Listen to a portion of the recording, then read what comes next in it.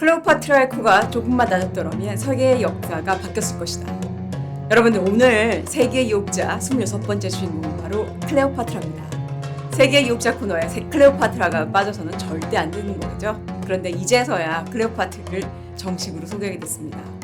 정말 클레오파트라의 코 때문에 그녀의 이름이 아직까지 남아있는 걸까요? 클레오파트라는 정말 어떤 유혹자였을까요? 오늘은 그녀의 진짜 유혹의 기술에 대해서 들어가고 있습니다. 여러분들, 채널 고정하시고요. 구독 잊지 마세요. 클레오파트라 하면 떠오르는 이미지는 영화 클레오파트라의 엘리자베스 테일러의 그 고혹적이고 세계에 한번 나올까 말까 하는 그런 미인이 떠오르시죠.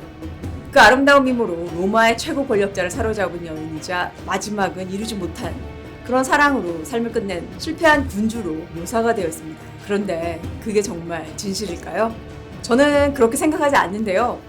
외모로만 당대 최고의 권력자들을 유혹했다는 건 그저 단순한 1차원적, 그리고 심지어는 그녀의 존재감을 아주 저급하게 취급하는 해석에 불과할 뿐이고요.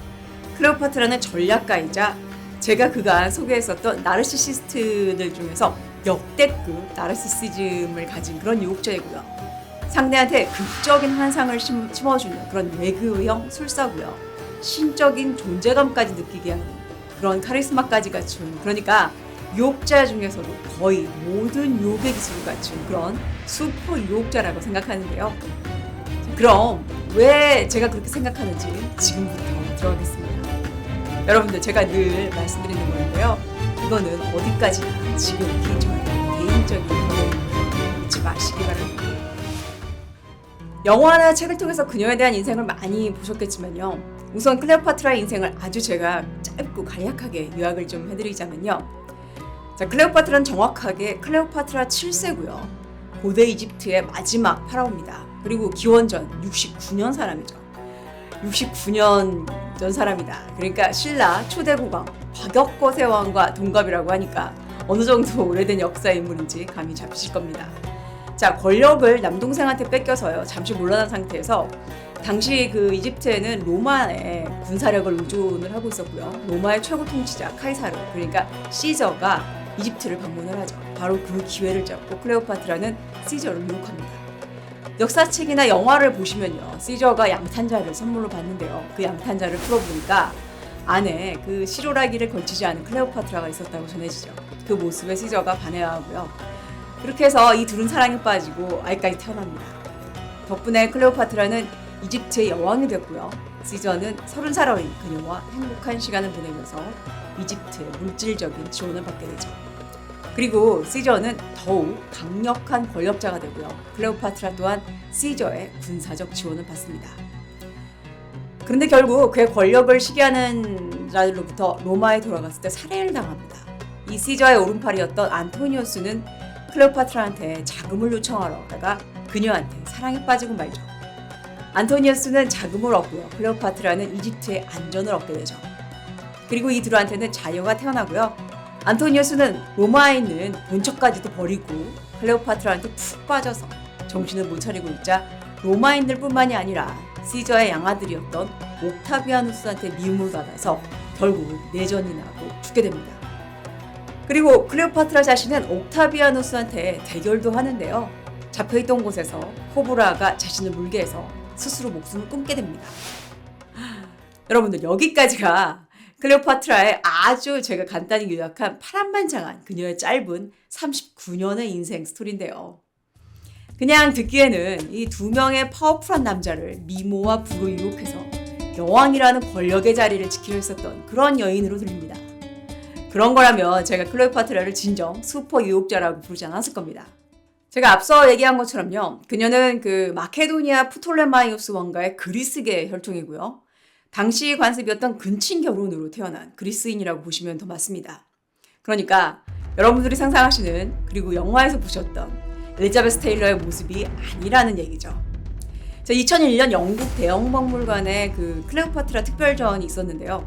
거기에서 그녀의 실체가 공개되었고요. 그 후에 클레오파트라의 모습이 3D로 복원이 됐는데요. 우리가 상상해왔었던 모습과는 상당히 차이가 있었습니다. 자, 밝혀진 바로는 키는 약 152cm의 큰 매부리코, 그리고 목이 아주 두꺼운 그런 여성이었습니다. 그러니까 앞서 얘기한 것 같이 클레오파트라는 근친혼으로 태어났는데요. 여러분들도 아시다시피 현대에 이 근친혼을 더 이상 용인하지 않는 것은 생물학적으로 여러 가지 불균형이 많다는 것이 밝혀졌죠. 물론 미의 기준이 시대마다 다르기 때문에 지금의 미의 기준과 분명히 다른 것은 분명하죠. 그래도 이 사람의 일반적인 기준이라는 게 있는 것이고요. 클레오파트라는 그 당시에도 개성이 아주 강한 그런 외모가 아니었을까 하는 그런 생각이 듭니다. 자, 그럼 이런 외모가 사실이라면 어떻게 로마에서도 유명한 그런 바람둥이 카이사르를 어떻게 사로잡았을까요? 사실 이 둘의 관계를 엄밀히 따지고 보면요, 정치적인 동맹이라고 볼 수 있는데요. 로마는 당시 아주 빠르게 확장 중이었고요. 내부적으로 정치 투쟁이 심했기 때문에 물자가 풍부한 이집트를 통제하기 위해서 카리스마 넘치고 야욕이 있는 클레오파트라 같은 그런 여왕이 필요하다는 것을 이 정치 고수인 시저는 그녀와의 대화로 금세 간파한 거죠. 그리고 클레오파트라는 사실 외모로만 그녀를 평가하기에는 너무 부족하다고 알려져 있습니다. 클레오파트라는 무려 10개국어를 구사하는데요. 특히 그녀의 그 왕가 식구들은요, 이집트어를 배우지 않고 그리스어만 사용했다고 하는데요. 클레오파트라는 이 이집트인의 민심을 이해하기 위해서 이집트어를 구사하게 됩니다. 그리고 정치적인 수완도 굉장히 뛰어난 전략가였고요. 수학자이자 철학가였습니다. 바로 이런 전략적 지성을 발휘해서 시저한테 참어의 유혹의 기술을 발휘합니다. 늘 전쟁터에서 싸우고요. 정치 투쟁으로 피곤한 그한테 즐겁고 유쾌한 그런 행복을 가져다 주는 여인, 그리고 그한테 세상의 모든 권세를 줄 것 같은 그런 유혹의 손길을 보낸 클레오파트라한테 시저는 결국 넘어가죠. 시저 또한 만만치 않은 유혹자이자 전략가였기 때문에요. 클레오파트라를 이집트를 관리하는 목적으로 최대한 활용하면서도 결혼을 하지 않죠. 그럼으로써 이 로마인들한테는 미움을 사지 않고요. 둘 사이에서 태어난 아들 카이사리온을 공식적인 후계자로 인정하지 않습니다. 그렇게 함으로써 로마인의 그 간통죄에 해당하지 않고요. 그저 스캔들로만 넘어가고 맙니다. 그러다가 나중에는 살해가 되는데 그래도 로마를 배신한 반역자로는 남진 않죠. 자, 안토니오스를 유혹한 목적 또한 사실은 이집트의 군사적 보호를 위한 것이었다고 생각을 하는데요. 이집트의 보호막이었던 이 시저는 죽고요. 자신의 아들은 아직 한참 어리고요. 다음으로 보호해줄 권력자로 안토니우스를 택한 겁니다. 평민 출신의 군인이었던 안토니우스는 당시 시저의 후계자가 될 수 있었던 아주 유능한 지휘관이었습니다. 이런 안토니우스를 알아본 클레오파트라는 초기에 사이렌의 유혹을 발휘하죠. 즉, 그녀가 가진 부를 적극적으로 이용을 해서요. 모든 쾌락과 자유를 주면서 그녀가 원하는 것을 얻게 되는데 결국 그를 파국으로 치닫게 합니다. 그리고 그의 파국은 곧 그녀의 파국이 되고 말죠. 안토니우스는 클레오파트라한테 모든 것을 걸죠. 역사학자 플루타르코스에 의하면요. 클레오파트라한테 모든 것을 걸게 하기까지 그녀는 언제나 관능적인 쾌락을 새롭게 찾아냈고 그것으로 안토니우스의 마음을 사로잡았다. 그녀는 안토니우스를 가만히 놓아두지 않았고 잠시도 그가 한눈을 팔지 못하게 했다. 함께 주사위를 하고 술을 마시고 사냥을 했다. 안토니우스가 훈련을 한 동안에도 그녀는 늘 함께했다. 이렇게 남겼습니다. 그러니까 이것은 바로 술사형 유혹자이자 헌신적 연인의 그런 유혹의 기술이라고 하죠. 자, 또한 제위 시에는요, 스스로를 그리스 신화의 여신 이시스의 현신으로 스스로를 신격화하면서 신비감을 조성했습니다. 이것은 바로 카리스마형 유혹자들이 주로 쓰는 유혹의 기술인데요. 클레오파트라는 이 신비감 조성의 1인자이기도 했죠. 이거는 이 자신의 권력 체제 강화의 의도도 있었겠는데요. 클레오파트라가 이집트인들의 민심을 얻고 나라를 안정시키기 위한 그런 시도의 일환이기도 했습니다. 여러분들, 자신을 신격화하려고 하는 그런 유혹자들은 정말 조심해야 될, 피해야 할 유혹자들 중에 하나죠. 그녀의 그 유혹의 목적은 권력에 대한 야욕도 있었는데 사실 애국자였던 클레오파트라의 유혹은 이집트를 지키기 위해서 비롯된 것이라고 저는 생각이 들었는데요. 그 클레오파트라가 집권할 당시에 이집트는 로마에 대한 중속도가 상당히 높았을 뿐만 아니고 이 내부적으로는 상당히 굶어가고 있었습니다. 나라는 흉년이 들었고요. 로마에는 엄청난 채무를 지고 있었고요. 그런데 해결할 수 있는 방법은 이 두 남성과의 동맹관계를 통해서 얻을 수 있는 것밖에 없었습니다. 그리고 클레오파트라가 10개국어에 능통했던 이유는요. 사실 단순히 이집트만 통치하려고 했던 게 아니고 전 세계를 지배하려고 했던 게 아닌가 하는 그런 생각이 문득 들었습니다. 그 당시는 로마가 가장 큰 권력을 가진 나라로 보였으니까 로마를 지배하면 세계를 지배한다는 그런 계산이 나왔겠죠.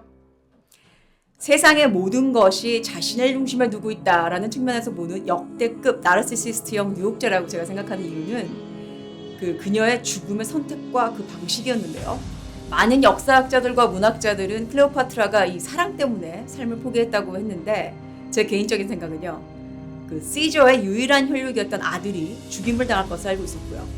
이거는 더 이상 그녀의 야욕을 이루어줄 수 있는 매개체가 없기 때문에 스스로 생을 마감한 것이라고 저는 생각이 들었습니다. 그것도 독사를 이용한 점인데요. 이집트의 여신 이시스의 화신이 뱀한테 물려서 영생으로 들어가는 의식을 재현한 건데 이건 정말 본인의 신비감을 극대화한 거죠. 그러니까 저승에 가면서까지 본인 스스로를 아주 경이롭게 포장하고 있었다고 생각합니다. 이건 정말 역대급 나르시시스트가 아닌가 하는 그런 생각이 들었습니다. 클레오파트라, 치명적인 아름다움을 지닌 노부이자 파무파탈로스의 유혹자가 아니고요.